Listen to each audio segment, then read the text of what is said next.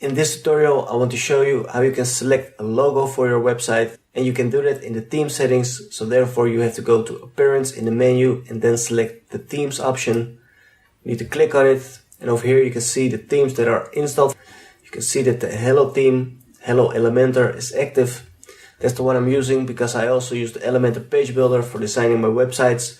So this is developed by the same developers as the Elementor page builder plugin, so everything works well together. So if you want to select the logo or you want to change the logo, then you need to click on the blue Customize button, click on it.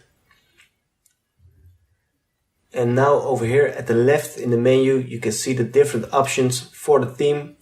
And you need to go to Site Identity over here. And now you can see that this logo is selected. You can also see it over here in the header. So I have selected this logo, but let's say I want to change the logo, and the only thing I have to do is click on Change Logo.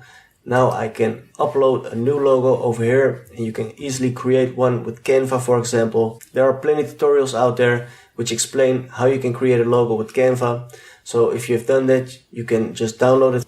You can drag it in the screen, and then you can select that logo, and then you can set it up. And that's how you can select a logo for your website.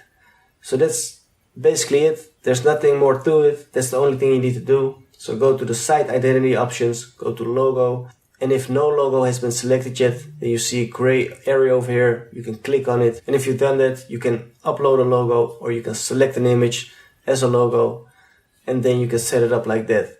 So after you have changed something, don't forget to click on this button. Now it's gray because I haven't changed anything, but if that's the case, then it becomes blue, and you have to click on the button to save the settings. And if you've done that, then the logo will be active on your website.